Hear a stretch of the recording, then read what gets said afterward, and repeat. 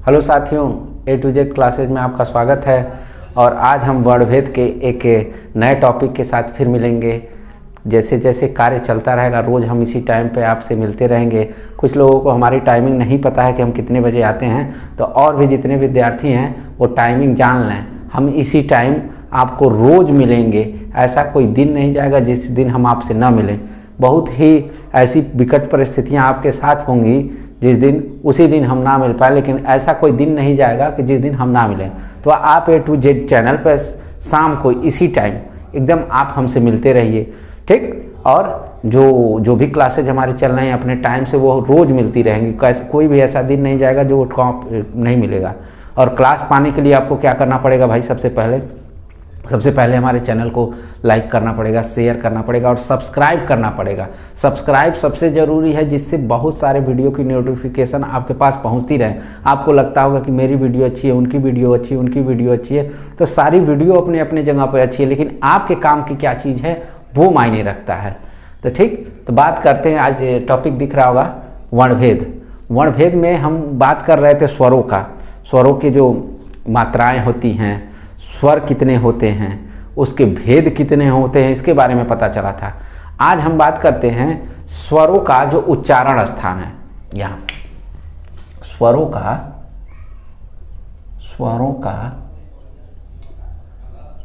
उच्चारण स्थान। स्वरों का उच्चारण के स्थान से क्या मतलब कि हम जो भी स्वर बोलते हैं, जो भी वर्ण बोलते हैं, उस स्वर के वो हमारे कहाँ से आवाज़ निकलती है। नासिक से निकलती है, कंठ से निकलती है, मूर्धा से निकलती है, दंत से निकलती है, ओठ से निकलती है, कंठ तालव्य, कंठोष्ठ किस से निकलती है। तो आज हम इसको डिटेल से जान लेते हैं कि कौन सी आवाज़ जो स्वर हैं कहाँ से हमारे निकलती है, जिससे आप जान सकें कि ये चीज़ें यहाँ से निकलती हैं और आपको आसानी से वो चीज़ें पता चल सकें। इसके लिए आपको हमारे क्लास से रोज़ जुड़ना पड़ेगा। और ऐसे आप देखेंगे सुपर टेट आएगा, सी टेट चल ही रहा है। स्पेशल सी टेट में ये प्रश्न आने ही आने हैं। और GD SSC GD में देखिए हिंदी के प्रश्न पूछे जाएंगे, तो वहाँ से आप यहाँ से भी SSC GD वाले भी लाभ इसका ले सकते हैं। तो अब बात करते हैं स्वरों का उच्चारण स्थान। तो स्वरों को उच्चारण स्थान में हम 5 जगहों में विभाजित किए हैं। कितने रूपों में? 5 भागों में। 5 भागों में विभाजित किए हैं।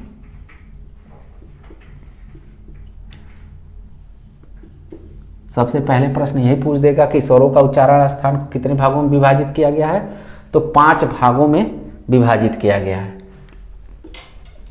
5 कौन सा भाई? कौन कौन से पांचों हैं? एक एक करके नाम लिख लेते हैं। एक एक करके नाम लिख लेते हैं। पहला है कंठ, दूसरा है तालव्य या तालु,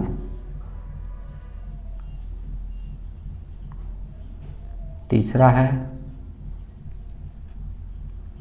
मूर्धा, चौथा है दंत, पांचवा है ओष्ठ। ठीक, ये जो हैं 5 स्वरों के उच्चारण स्थान हैं, ये 5 हैं। और भी बात करेंगे, जैसे कंठ तालव्य, कंठ तालव्य, कंठ ओष्ठ और नासिक। ये सारी चीज़ें आज हम जानेंगे। इनको अलग तरीके से बोलते हैं, इनको अलग तरीके से बोलते हैं। यहाँ देखिए 2 जो हैं कंठ और तालु मिलके क्या कहला रहे हैं? कंठ तालव्य कहला रहे हैं। कंठ और ओष्ठ से बोलने वाली जो स्वर होंगे वो कंठोष्ठ कहलाएंगे। जो नासिक से बोलने वाले जो स्वर हैं उसको नासिक कहा जाएगा। अब एक एक की बात मैं करता हूँ, एक एक की। कंठ की मैं सबसे पहले बात करता हूँ। कंठ की, कंठ क्या होता है भाई? भगवान शिव, भगवान शिव का नाम सुने हैं? जब समुद्र मंथन हो रहा था तो बहुत सारी अमूल्य चीज़ें उसमें से निकली। एक चीज़ उसमें से निकला विष का हलाहल, विष का हलाहल। तो भगवान शिव ने क्या किया, वो विष का हलाहल पी लिया, और विष का जब हलाहल पिया तो जो उनका कंठ था वो नीला हो गया। ये कंठ कहा जाता है। ये कंठ जो हो गया नीला हो गया, इसीलिए उनको नीलकंठ कहा जाता है। तो यही वो कंठ है जिससे वो वर्ण, जो स्वर के जो वर्ण हैं वो बोले जाते हैं। वो कौन से वर्ण हैं जो कंठ से बोले जाते हैं? जो स्वरों के वो कौन से वर्ण हैं जो कंठ से बोले जाते हैं? कौन से हैं? जल्दी से कमेंट के माध्यम से बताइए। प्रदीप जी कहाँ हैं? अखिलेश बोलो। गुड़िया जी आप कहाँ हैं? शांत हैं, जल्दी बताइए। सगुफा, शशि, जितने लोग जुड़े हैं, सारे लोगों को तो मैं नहीं बता सकता, लेकिन इतने लोग जुड़े हैं, इतने लोगों को पता चल रहा है, तो सारे लोग ये बता दीजिए कि कंठ से कौन से स्वर बोले जाते हैं। मैं व्यंजनों की भी बात इसी तरह से करूँगा, व्यंजन भी इसी फॉर्म में बोले जाते हैं। पहले मैं स्वरों की बात कर लूँ कि कंठ से कौन से स्वर बोले जाते हैं। तो अ और आ से अनार और आ से आम वाले जो स्वर हैं ये कंठ से बोले जाते हैं। अ से अनार और आ से आम। और एक और है विसर्ग।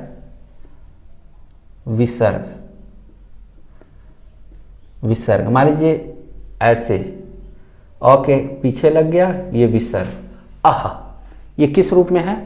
विसर्ग।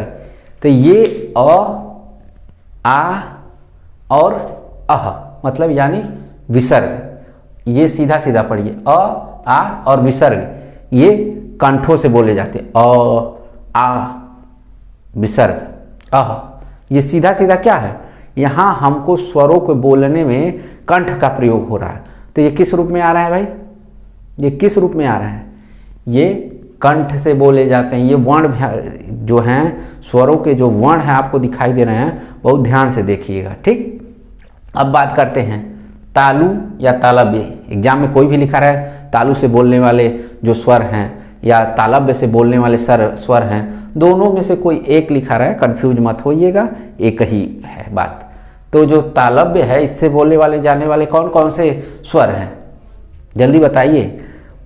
अ से अनार आपने पढ़ लिया, आ से आम पढ़ लिया, इसके बाद कौन सा वर्ण आता है स्वरों के एक क्रम में?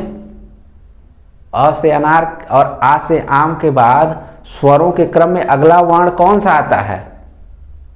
जल्दी बताइए।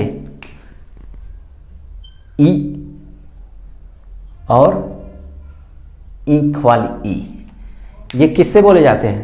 तालव्य के अंतर्गत आते हैं। ई ई ई ई ई ई ई ई, ये इस तरह से बोले जाते हैं। वो कौन सा है? तालव्य। तालु, जैसे तालु जो जिह्वा का ऊपर के जो हिस्सा होता है उस पर ये टच करता है, ये उसके अनुसार बोला जाता है। ये इसको बोलने में, ये दोनों जो स्वर दिखाई दे रहे हैं, इसको बोलने में हमको तालव्य का प्रयोग करना ही करना है। अगर हम तालव्य या तालु का प्रयोग नहीं करते हैं तो ई और ई, देखिए अपने आप बोल के एक बार देखिए कि जिह्वा कहाँ जा रही है। तालु की तरफ एक बार जिह्वा, मान लीजिए उंगली जो दिखा रही है जिह्वा है, ऐसे जैसे ई बोल रहे हैं ये ऐसे जो आपके ऊपर का हिस्सा है तालु, उसको टच कर रहा है। तालु यही इसी को कहा जाता है, जो दांतों के बीच के ऊपर का हिस्सा है यहाँ पे, उसको क्या कहा जा रहा है? तालु कहा जा रहा है। अब बात करते हैं मूर्धा। मूर्धा मतलब कोई मर नहीं गया है, ठीक, कि मुर्दा इसको पढ़ लें। मूर्धा, मूर्धा, मूर्धा, ठीक, कोई मरा नहीं है कि उसको मुर्दा पढ़ेंगे, जिंदा है, मूर्धा है। मूर्धा क्या कहलाएगा भाई? इस वर्ण का, स्वर का प्रयोग बहुत कम मात्रा में होता है। मैं ऐसा ये स्वर है कि इसका प्रयोग बहुत गिने चुने जगहों पे होता है, ये मूर्धा होता है।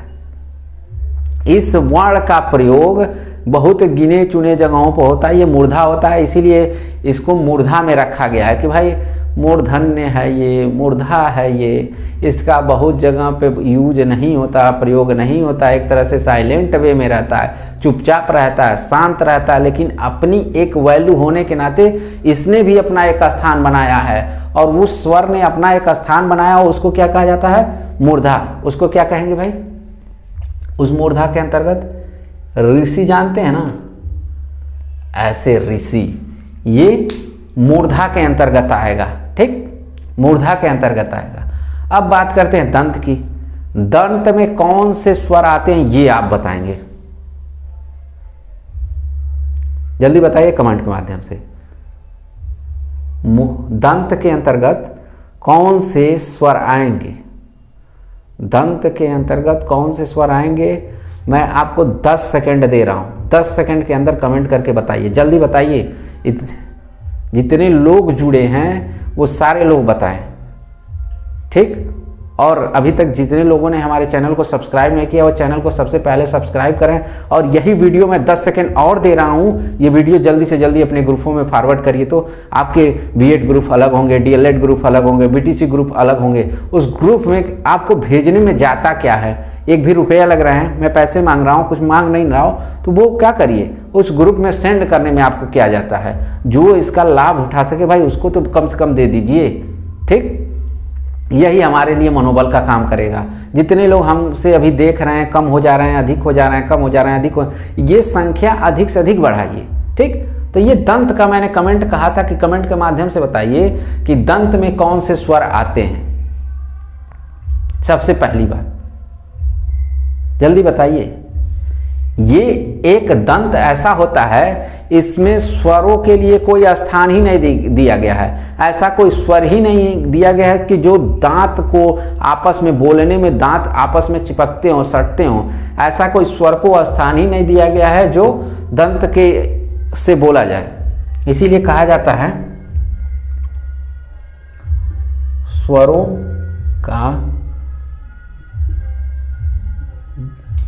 स्वरों को बोलने में कोई स्थान नहीं दिया गया है। यानी स्वरों को बोलने के लिए दंत का कोई स्थान नहीं। ये चीजें लिख लीजिएगा, स्वरों को बोलने में कोई भी ऐसा स्वर नहीं है जो दंत से बोला जाए। वहीं व्यंजन पढ़ते तो वहां बोला जाता है। अगर यही मैं व्यंजन पढ़ा रहा होता तो यहाँ वो दंत के अनुसार बोला जाता, लेकिन यही स्वर और व्यंजन में अंतर है कि दंत में स्वरों का कोई भी ऐसा वर्ण नहीं है जो बोला जाता हो। अब बात करते हैं ओष्ठ। ओष्ठ मतलब आपके ओठ। किसी किसी के ओठों पे मत जाइएगा, आजकल के जो ओठ हैं पैरट की तरह दिखते हैं। ठीक, पता नहीं बहुत सारे लोग हैं अपने अपने डिजाइन में करते हैं, कोई नीला कर लेता है, कोई बहुत हरा कर लेता है, बहुत किस्म के मार्केट में देखने को मिल रहे हैं। मैं किसी पर्सनली ओठों की बात नहीं कर रहा हूँ, मार्केट में वो चीज़ें बिक रही मैं उसकी बात कर रहा हूँ। मैंने ओठों, अगर वो बिक रही है तो जाहिर सी बात है कोई ना कोई उस कलर को खरीद रहा होगा, और कलर को खरीद रहा होगा तो मुंह पे तो पोतता नहीं होगा ऐसे, उसका जो स्थान होगा उसी जगह पे पोतता होगा, तो अपने ओठों पे ही वो लगाता होगा। तो मैं वही ओष्ठ की बात कर रहा हूँ कि जो ओठ है वो स्वरों को कौन सा स्थान ओष्ठ के बोलने के लिए दिया गया। स्वरों का ऐसा कौन सा वर्ण है जो स्वर ओष्ठ से बोला जाता है, बताइए। उल्लू वाला ऊ और ऊन वाला ऊ, ये ओष्ठ से बोले जाते हैं। ये क्या होते हैं? ओष्ठ से बोले जाते हैं। यहाँ तक कन्फर्म? कोई दिक्कत? किसी को कोई दिक्कत हो तो कमेंट के माध्यम से बता दे। यहाँ अभी तक पांचों दिख रहे हैं, जो स्वरों का उच्चारण स्थान है 5 भागों में इनको विभाजित किया गया है। ये जो पांचों दिख रहे हैं इनको, इसमें से कोई दिक्कत हो रही है तो एक बार क्लियर कर लें, कमेंट के माध्यम से मुझे बता दें, तब मैं थोड़ा सा आगे बढ़ूँ। कमेंट के माध्यम से जल्दी बता दें कि इसके यहाँ तक आपको कोई दिक्कत, कोई कन्फ्यूजन नहीं। ठीक, आगे बढ़ते हैं। कंठ तालव्य। भाई शुरुआत में मैंने बताया था कंठ और तालव्य, कंठ और तालु, इस वर्ण, ये स्वर बोलने में कंठ और तालव्य दोनों की जरूरत पड़ती है। वो कौन सा स्वर है? कंठ और तालव्य बोलने के लिए हमको ऐसा कौन सा स्वर है जो कंठ तालव्य दोनों का प्रयोग होता है, वो स्वर बताइए। तो ये स्वर है ए।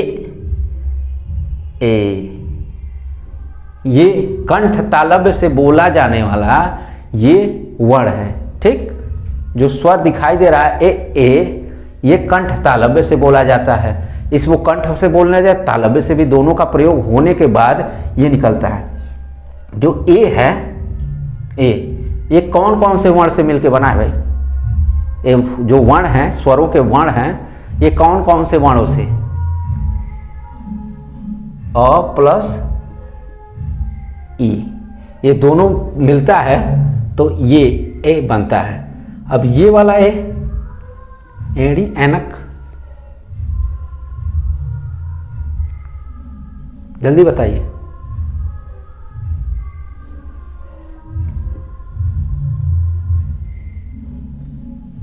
अ प्लस ए, अ प्लस ए मिलता है तो ये ए बनता है, ठीक।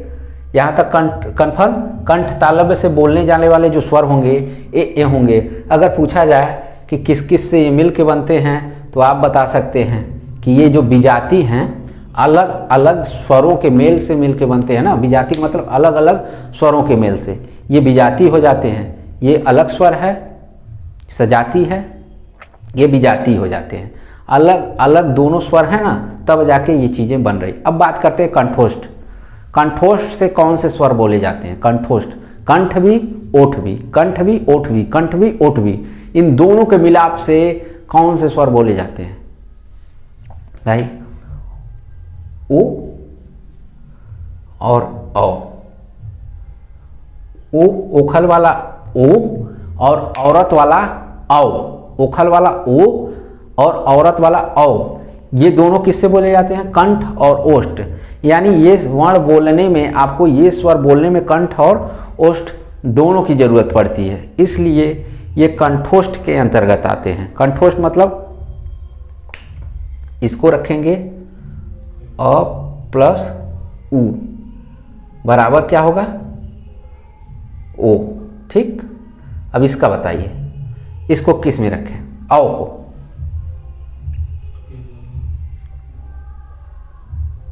ये आप कमेंट के माध्यम से बताएंगे, ये कमेंट के माध्यम से बताएंगे। ये आपके लिए मैं होमवर्क के लिए छोड़ देता हूँ।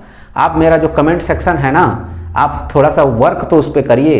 ये देखिए, ये जो औ है, औ, ये किन वर्णों से मिलके बनता है? यहाँ मैं वर्ण छोड़ दे रहा हूँ और आपके लिए होमवर्क छोड़ रहा हूँ, और हमारा जो कमेंट सेक्शन है उस कमेंट के माध्यम से जाके आप उत्तर ये देंगे। अगर नहीं दिए तो समझ लूँगा कि मेरे विद्यार्थी जुड़ नहीं रहे हैं, समझ नहीं रहे हैं, बोल नहीं पा रहे हैं। अगर आप पढ़ रहे हैं, समझ रहे हैं, तो ये चीज़ें बता सकते हैं कि ओ को, ओ कह रहे हैं, औ को किस दो वर्णों के मेल से, जो विजाति वर्ण है, किन के मेल से बनता है, तो बताइए। अब बोलते हैं नासिक के। नासिक के क्या होता है? जो वर्ण नाक से बोले जाए, जो वर्ण नाक से, जो अनुस्वार होता है वो किससे बोला जाता है? जो पंचमाक्षर हैं वो किससे बोले जाते हैं? नासिक के ही अंतर्गत आते हैं ना। तो नासिक के जिसमें बोलने में नाक का ठीक, अंग, मतलब इसमें नाक का ज़्यादा प्रयोग हो रहा है, इसीलिए इसको नासिक, नासिक मतलब नाक, जो स्वर बोलने में नाक का प्रयोग हो रहा है उसको नासिक के अंतर्गत रखा गया। जैसे अंग, अंग, अंग जो स्वर है ये नासिक के अंतर्गत रखा गया है। ये अभी तक तो ये सारी चीज़ें आपको यहाँ तक क्लियर समझ में आ गई होंगी, और आशा करता हूँ कि मैं इसका आप नोट्स बनाते चल रहे होंगे, जिससे आपको आगे पढ़ने की दिक्कत किसी भी टॉपिक में नहीं होगी और कोई भी चैनल देखने की ज़रूरत नहीं होगी। एक नोट्स ही काफ़ी है। अगर इसमें से कोई छूट रहा हो कि शायद मैंने गलती से छोड़ दिया हो, तो आप बताइए कि सर, कमेंट सेक्शन में जाके वो बता दिए कि सर इसमें से आप ये भी चीज़ें, ये ध्यान रखिएगा। मैं ये स्वरों की बात कर रहा हूँ, व्यंजनों की बात नहीं कर रहा हूँ। व्यंजन को भी मैं इसी तरह उसकी परिभाषित करूँगा, पहले मैं स्वरों को परिभाषित कर लूँ, ठीक। अब बात करते हैं अगला। स्वरों को कहा जाता है, स्वरों को जो बोलने का स्थान है वो कितना है? जो उच्चारण का स्थान है 5 है ना, लेकिन कहा जाता है कि जो स्वर बोले जाते हैं वो 6वें स्थान से भी बोले जाते हैं। जो बोलने का स्थान है, स्वरों के बोलने का 6वां स्थान कौन सा है? आप कमेंट के माध्यम से बताइए। स्वरों के बोलने का अभी तक तो 5 आप जान रहे हैं।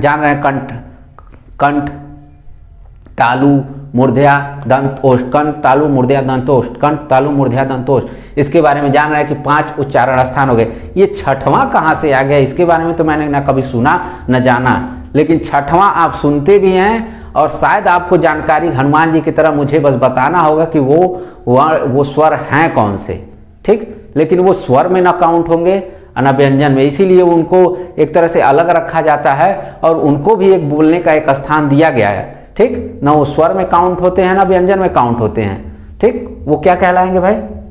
उनको क्या कहते हैं भाई? अंग, ये नासिक के अंतर्गत चला गया, और आह जो विसर्ग के अंतर्गत चला जाता है। तो इनको भाई जिस शब्द को, चाहे स्वर हो चाहे व्यंजन हो, जिनको इनकी जरूरत होती है उनके साथ होके वो नए शब्द का, नए वर्ण का, नए आचरण का ये निर्माण कर ले जाते हैं, क्योंकि ये इनको बोलने का स्थान 6वां दिया गया। ये अक्सर बताने के लिए कंठ, तालु, मूर्धया, दंत, ओष्ठ ही बताया जाता है, लेकिन अगर इनके भी तो कोई ना कोई स्थान है जिस वर्ण के साथ ये लगेंगे, चाहे स्वर हो चाहे व्यंजन, ये उसके हो जाते हैं। कहते हैं ना हम तुम्हारे हैं सनम, तो भाई ये उसके लगते हैं, उसके सनम हो जाते हैं, ठीक। तो ये उसके अनुसार हो जाते हैं स्वरों के मिलने के। अब इसको कहते हैं, इनको क्या नाम दिया गया है? अह को पार्टिकुलर नाम दिया गया है। वो क्या है स्थान का नाम? क्या नाम दिया गया है? अयोगवाह। याद आ गया? अयोगवाह। अंग और अह को रखने वाले स्थान को क्या नाम दिया गया? अयोगवाह। अयोगवाह मीन्स क्या होता है? जिसका वहन कोई न कर सके। जिसका वहन मतलब ढो न सके। वहन मत समझिएगा, वहन मैंने लिखा, वहन का मतलब ब वाला वहन होता है। ये वहन ढो ना सके, जिसको कोई ले जा ना सके, जिसका वहन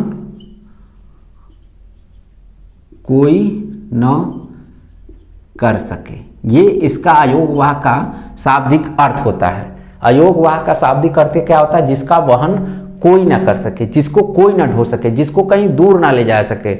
मतलब ये इसलिए होता है, इन स्वरों के साथ चाहे व्यंजनों के साथ न तो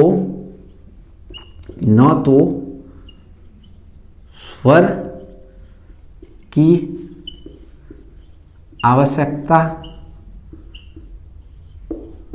होती है और न तो व्यंजन की आवश्यकता होती है। न तो स्वरों की आवश्यकता होती है और न तो व्यंजनों की आवश्यकता होती है। इनको बोलने के लिए ना स्वरों की आवश्यकता पड़ती है ना व्यंजनों की आवश्यकता होती है। ये कहते हैं ना, आप हमको बुलाओ तो हम आपके साथ चलेंगे, वो फलाने बुलाएगा ना उसके साथ भी हम चले जाएंगे, वो बुलाएगा ना उसके साथ भी चले जाएंगे। मतलब हमारी फ्रेंड सर्किल बहुत बड़ी है, जो बुलाए दिल से भैया हम उनके घर चले जाएं। आप ना भी बुलाएंगे ना तो आपके घर आ जाएंगे, हम खाने के लिए एकदम बिल्कुल सही समय पे आ जाएंगे, भले से ना बुलाएं। कहते हैं ना शादी विवाह में उसके घर में कहते हैं हमको नहीं पूछा। अरे भैया कैसे पूछेगा, उसके पास इतना काम था कि आपको बताना भूल गया। लेकिन आपकी नैतिक जिम्मेदारी क्या होती है? अगर उसने नहीं पूछा, नहीं बोल पाया, तो आप मित्र हैं, तो आपकी नैतिक जिम्मेदारी क्या है? उसी दिन उसके पास पहुंच जाए, भले से वो काम करने में भूल जाए, भले से ना बोल पाया हो आपको, लेकिन आपकी नैतिक जिम्मेदारी होती है ना कि उसके घर पहुंच जाए खाना खाने के लिए, वो भले से ना बुलाया हो। भाई जान रहे हैं, समझ रहे हैं उसको, तो बहुत भले से भूल गया हो, आप न क्यों भूलेंगे, आप अपने दोस्ती वाला फर्ज काहे भूलेंगे भैया। समय से पहुँचेंगे, एकदम समय से पहुँचेंगे। वो 8 बजे सबको बुलाया होगा तो हम 6 बजे पहुँच के डटे रहेंगे, ठीक, 6 बजे पहुँच के 9 बजे तक आएंगे, सबसे लास्ट तक डटे रहेंगे। तो वही है, इसको ना तो स्वरों की आवश्यकता होती है ना व्यंजनों की, लेकिन इसको जिसके साथ जरूरत होती है उसके साथ होके काम कर लेता है, ठीक। इनकी क्या कहते हैं, इनकी संख्या सिर्फ 2 ही होती है। किसी ने अगर पूछा कि भाई सर इसकी संख्या बस 2 ही होती है कि 4 होती है, तो मैं आज बता दूं कि अयोगवाह जो होते हैं इनकी संख्या सिर्फ 2 होती है, 2 के अलावा कोई इनकी संख्या नहीं होती है। लिख दे रहे हैं, संख्या में ये सिर्फ 2 होते हैं, 2 के अलावा एक भी नहीं होते हैं, ठीक। जैसे अंक को क्या कहते हैं, इनको अंक का भी कुछ नाम दिया गया है। इसको किस नाम से, अगर मैं पूछूं कि अंक ये शब्द दिखाई दे रहा है इसका नाम क्या है, तो आप इसको अनुस्वार कहेंगे। और जो आह दिखाई दे रहा है इसको क्या कहेंगे, विसर्ग कहेंगे। कोई कंफ्यूजन?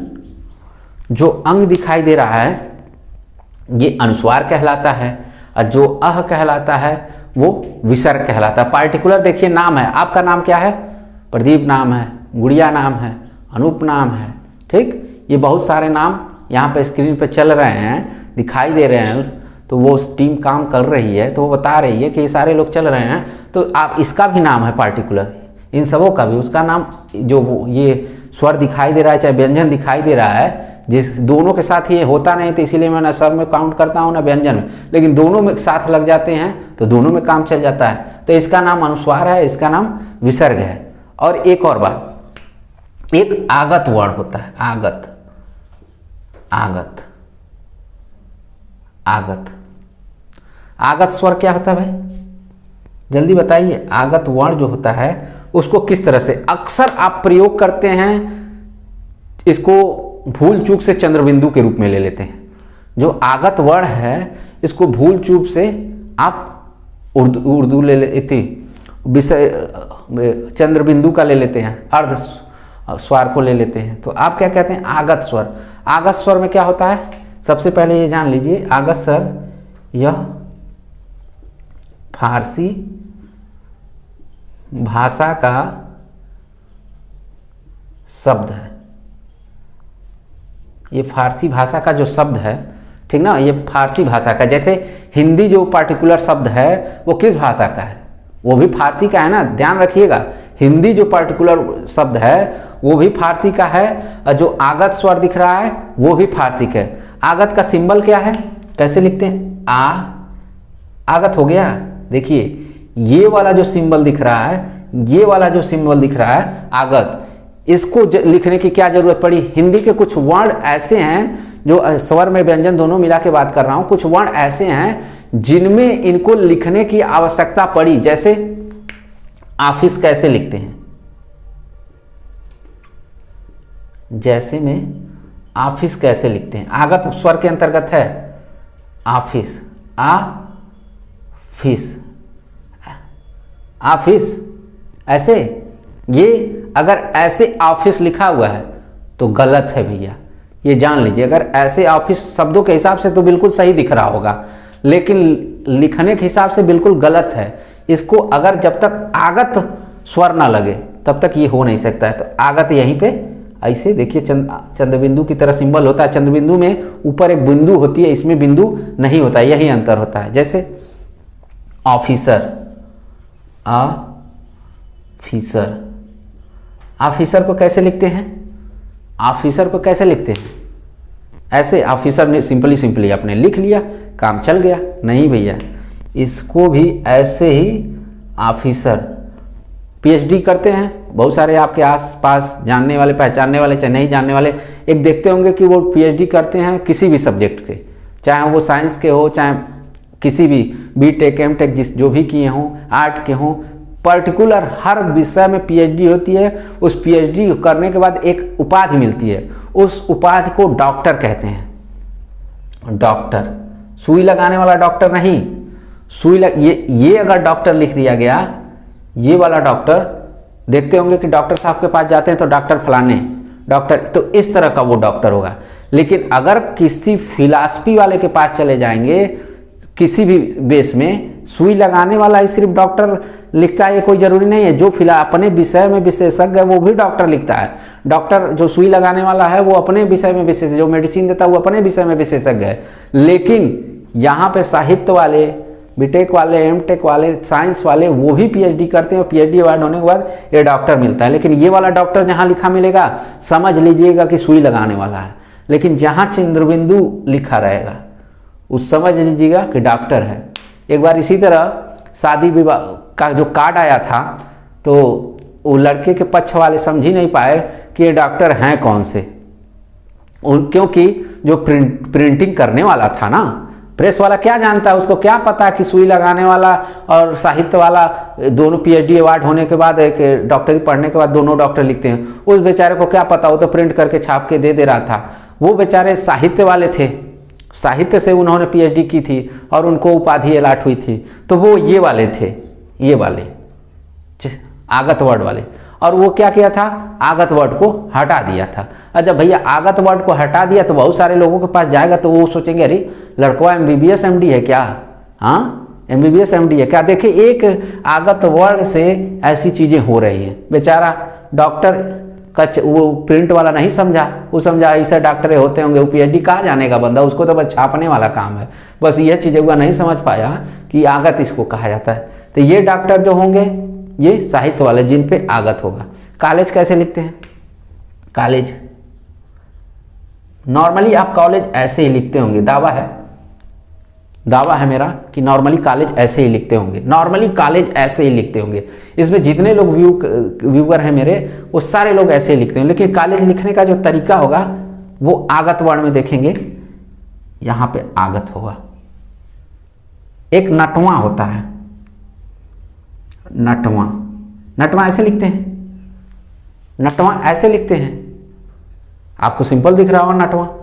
लेकिन इस पे भी आगत वर्ण होगा।